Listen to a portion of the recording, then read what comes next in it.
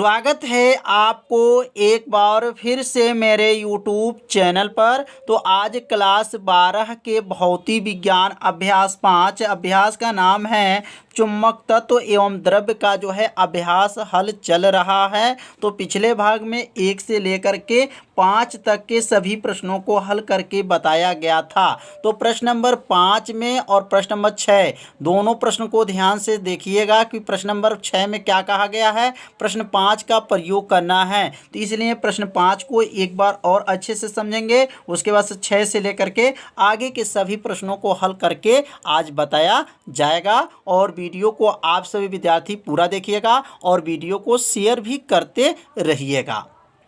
तो प्रश्न नंबर 5 है, एक परिनालिका में पास पास लपेटे गए 800 फेरे हैं। कितने फेरे हैं? 800 जो हैं फेरे हैं तथा इसकी अनुप्रस्थ काट का क्षेत्रफल 2.5 गुणे 10 के पावर -4 मीटर का स्क्वायर है। मतलब उसमें क्षेत्रफल जो दिया गया है 2.5 गुणे 10 के पावर -4 है। इसमें 3 एम्पियर का धारा जो है प्रवाहित तो हो रही है। समझाइए कि किस अर्थ में यह परिनालिका एक क्षण चुंबक की तरह व्यवहार करती है। इसके साथ जुड़ा हुआ चुंबकीय आघूर्ण कितना है। तो चुंबकीय आघूर्ण की गणना करना है। तो सबसे पहले देखेंगे इसमें फेरों की संख्या कितना दिया गया है, 800 है। तो यहाँ लिखेंगे n बराबर जो है 800 है और क्षेत्रफल कितना है, a बराबर 2.5 गुणे 10 के पावर -4 मीटर का स्क्वायर है और धारा कितना है, 3 एम्पियर है। और यम बराबर जो है पूछा जा रहा है,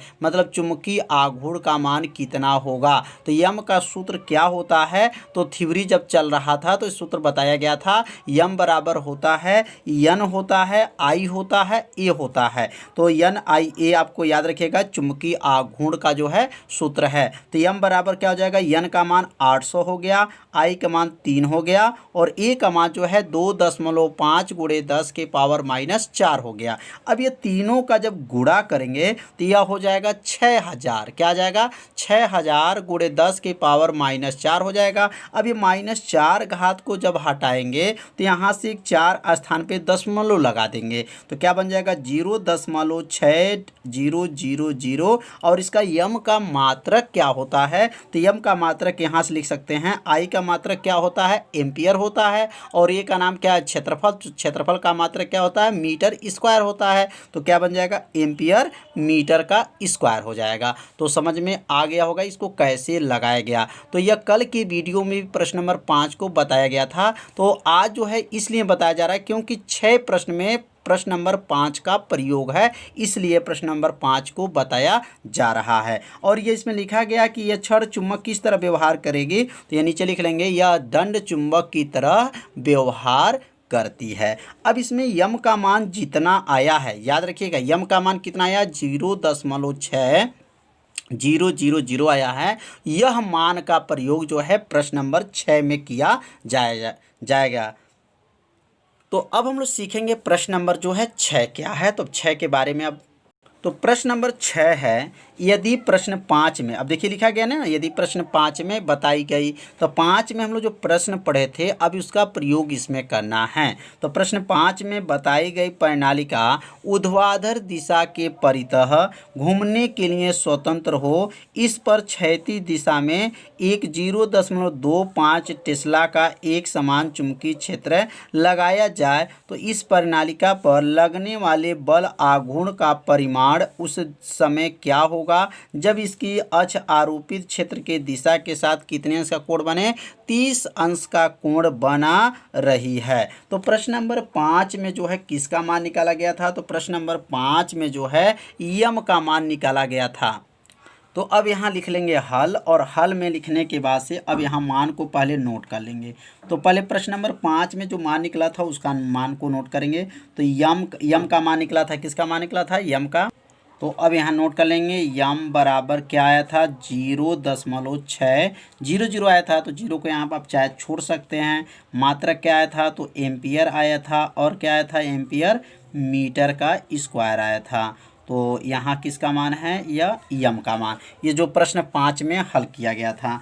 और इसमें b का मान कितना दिया गया है, तो b का मान जो दिया गया है 0.25 जो है टेस्ला दिया गया है। और इसमें कोण कितना दिया गया है, तो थीटा बराबर जो है 30 अंश का कोण बनाया। देखिए यहाँ लिखा 30 अंश का कोण बना रही है। तो यहाँ किसका किसका मान नोट हो गया, यम का मान नोट हो गया, बी का मान नोट हो गया और थीटा का मान जो है नोट हो गया।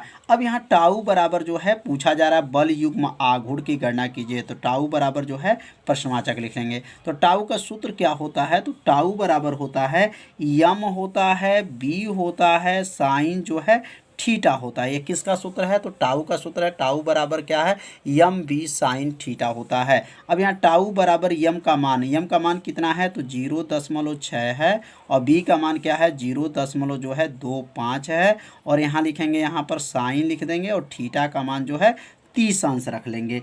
अब इसमें जो गुणा करेंगे तो टाउ बराबर जब 6 का गुणा 0.6 का गुणा 0.25 का गुणा जब करेंगे तो गुणा करने पर 0.150 आ जाएगा। और साइन 30 अंश का मान क्या होता है, तो साइन 30 अंश का मान ध्यान दीजिएगा 1/2 होता है। तो बायोलॉजी वाले जो बच्चे होते हैं तो यह मान जो है भूल जाते हैं, तो इसलिए मान को आप लोग याद रखिएगा। साइन 30 अंश का मान 1/2 होता है। अब 2 से इसको भाग कर देंगे तो टाउ बराबर क्या आ जाएगा, भाग देने पर क्या आ जाएगा 0.075 आ जाएगा। और इसका जो टाउ का मात्रक क्या होता है, तो जूल होता है। तो टाउ बराबर 0.075 आ गया। या इसको मानक में बदलेंगे तो टाउ बराबर हो जाएगा 0 अगर दशमलव हटा देते हैं तो 7.5 यहाँ लिख दे रहे हैं, यहाँ पे इम्प्लाइड करके लिख दे रहे हैं 7 क्या होगा 5 × 10 की पावर जो है -2 क्या हो जाएगा, जूल हो जाएगा। अब ये 2 घात कहाँ से आ गया -2, मतलब ये 0.2 स्थान जो है इधर घुसका है, मैंने दशमलव को हटाया गया है, यहाँ पर मानक रूप बनाया गया है, इसमें 10 की पावर -2 क्या बन जाएगा, जूल हो जाएगा। तो समझ में आ गया होगा प्रश्न नंबर 6। तो अब सीखेंगे प्रश्न नंबर 7।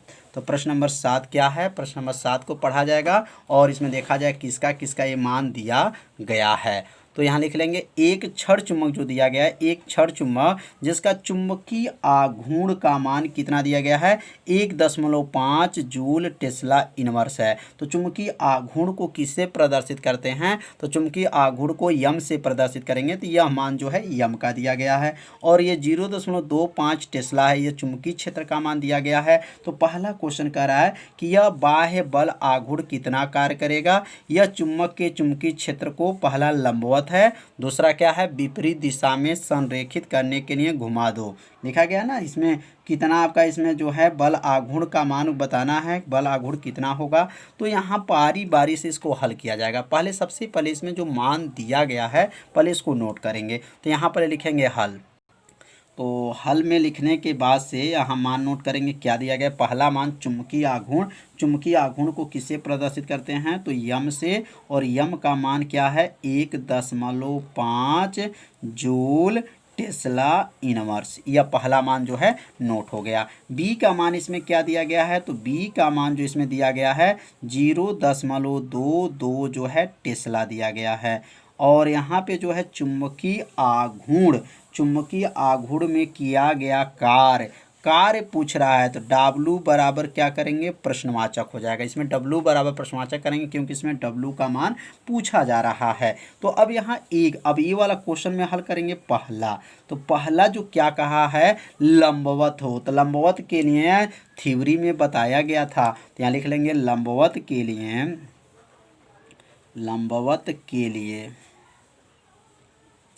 अगर थ्योरी वाला वीडियो आप लोग देखे होंगे तो आप लोग समझ में आ रहा होगा, और नहीं देखे होंगे तो यहाँ पे थोड़ा सा ध्यान दीजिएगा। जब लंबवत के लिए बात कहा जाएगा तो इसमें कोण जो θ1 बनेगा वह 0 बनता है और θ2 जो बनेगा वह 90 अंश का बनता है। तो θ1 0, θ2 90 अंश का इसमें कोण बनता है। अब इसमें सूत्र क्या होता है, अब यहाँ सूत्र इसका लागू करेंगे कि W का सूत्र क्या होता है। तो W बराबर जो है इस सूत्र का निगमन किया गया अभ्यास जो थ्योरी चल रहा था उसमें सूत्र का निगमन करके बताया गया था कि W बराबर होता है MB होता है और कोष्टक में क्या होता है cos θ1 होता है माइनस क्या होता है cos θ2 टू होता है। ये किसका सूत्र है? तो किया गया कार्य का जो है चुंबकीय द्विध्रुव आघूर्ण में किया गया कार्य का यह सूत्र है। अब इसी में मान को क्या करेंगे? रख लेंगे। तो यहाँ लिखेंगे W बराबर हो जाएगा, अब यम का मान कितना था? तो यम का मान देखिए यहाँ पर नोट किया गया है। यम का मान क्या है?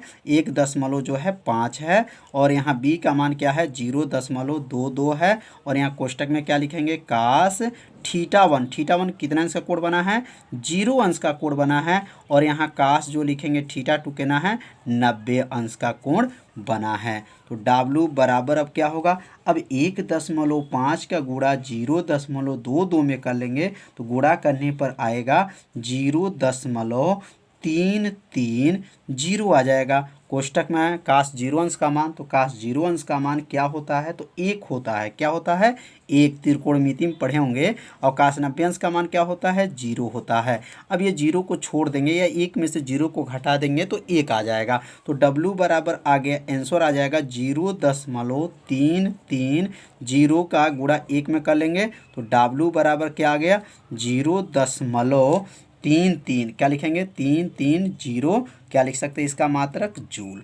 कितना आसान है। पहला क्वेश्चन जो है समझ में आ गया होगा। तो पहला क्वेश्चन किस पे बनाया गया था? लंबवत पे। तो लंबवत के लिए θ1 का मान 0 होता है और θ2 का मान जो होता है कितना अंश होता है? 90 अंश होता है। अब दूसरा जो दिया गया है, विपरीत दिशा में संरेखित के लिए घुमा दो। तो विपरीत दिशा में जो संरेखित के लिए जब घुमा दिया जाएगा तो इसमें कोण क्या बनेगा? तो याद रखिएगा, जब विपरीत दिशा की बात कहा जाएगा तो θ1 का मान 0 होता है और θ2 का मान 180 अंश होता है। याद रखिएगा। तो अब यहाँ दूसरा लिखेंगे। तो अब यहाँ लिखेंगे विपरीत दिशा के लिए। किस दिशा के लिए? तो यहाँ रोमन अंक 2 लिख लेंगे और यहाँ लिखेंगे विपरीत दिशा के लिए। तो यहाँ लिख लेंगे विपरीत दिशा के लिए। तो विपरीत दिशा के लिए क्या है? अब इसमें जो कोण है पहला जो θ1 है वह 0 अंश होगा। तो यहाँ लिखेंगे विपरीत दिशा के लिए θ1 का मान जो होगा वह 0 अंश का होता है और θ2 का मान जो होता है वह 180 अंश होता है। इसको आप लोग याद रखिएगा कि चुंबकीय द्विध्रुव आघूर्ण में जो विपरीत दिशा में है तो θ1 जो पहला जो कोण बनेगा वह 0 अंश का बनेगा और θ2 जो बनेगा वह 180 अंश का बनेगा। तो अब यहाँ W का जो सूत्र क्या होता है? तो W का सूत्र होता है यम होता है, बी होता है, कोष्टक में क्या होता है? काश θ1 माइनस क्या होता है? काश θ2 होता है। यह फार्मूला है। अब यहाँ मान रखेंगे तो W बराबर हो जाएगा। अब यम का मान कितना था? तो यम का मान जो है पहले वाले क्वेश्चन में जो है पहला जो हम लोग हल किए हैं तो यम का मान जो रखा गया वही मान इसमें भी रखा जाएगा। तो क्या मान रखा गया था?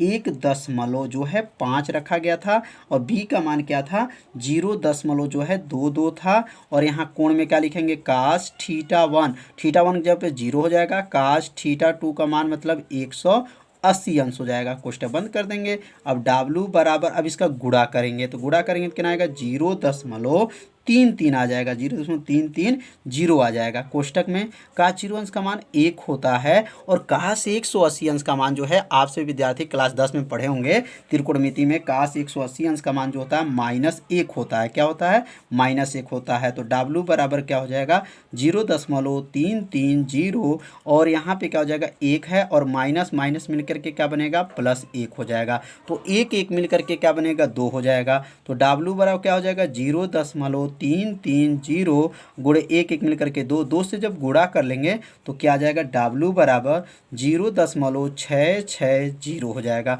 यह मात्रा क्या आ जाएगा? बगल में जूल हो जाएगा। तो समझ में आ गया होगा W का मान जो इसमें क्या आ गया? 0.66 जो है 0 जूल आ गया। तो प्रश्न नंबर जो इसमें जो ए में जो है 2 प्रश्न था तो दोनों प्रश्न को हल कर दिया गया। अब इसमें बी क्वेश्चन को जान देंगे। बी क्वेश्चन क्या है?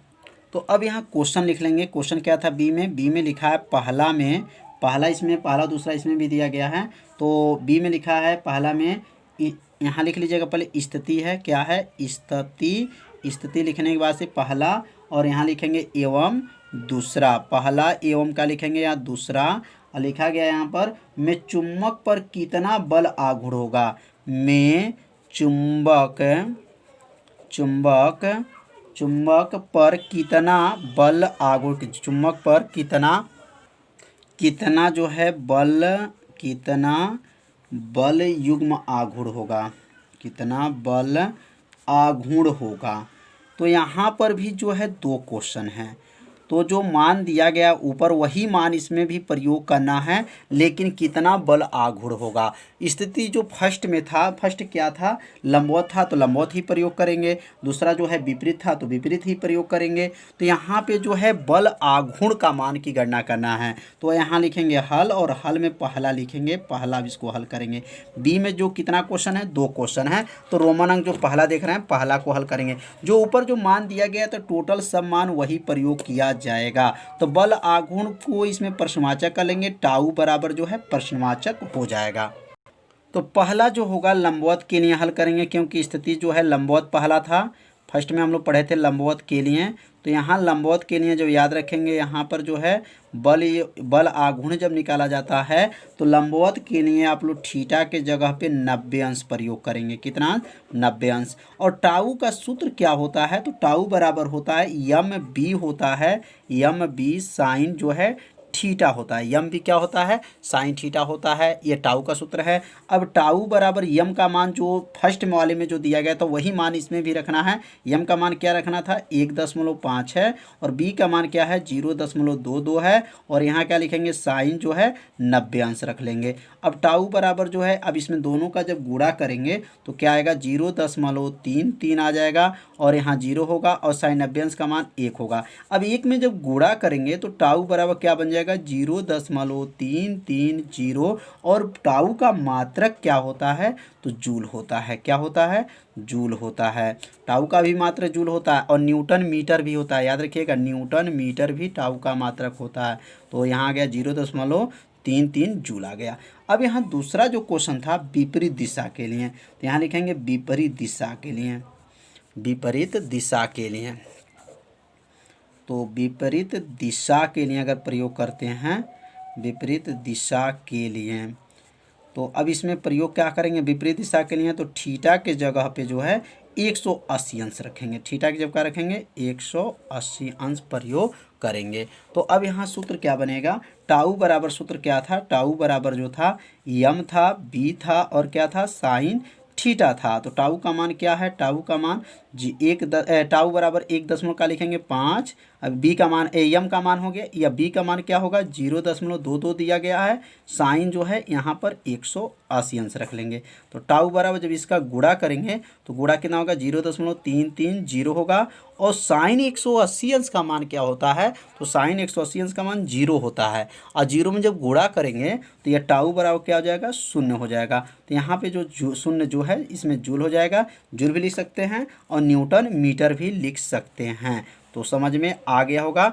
कि इसको कैसे हल किया गया, एक बार लंबवत के लिए प्रयोग किया गया और एक बार विपरीत के लिए प्रयोग किया गया। तो आज का पढ़ाई कैसा था, आप सभी विद्यार्थी जरूर कमेंट कीजिएगा, वीडियो को लाइक कीजिएगा, चैनल पर यदि पहली बार आए होंगे तो चैनल को सब्सक्राइब और घंटी दबाना मत भूलिएगा, क्योंकि यह लाइव क्लास आपके लिए ही चलाया जा रहा है। तो मिलते हैं अब अगले भाग में, तब तक के लिए सभी विद्यार्थियों को नमस्कार।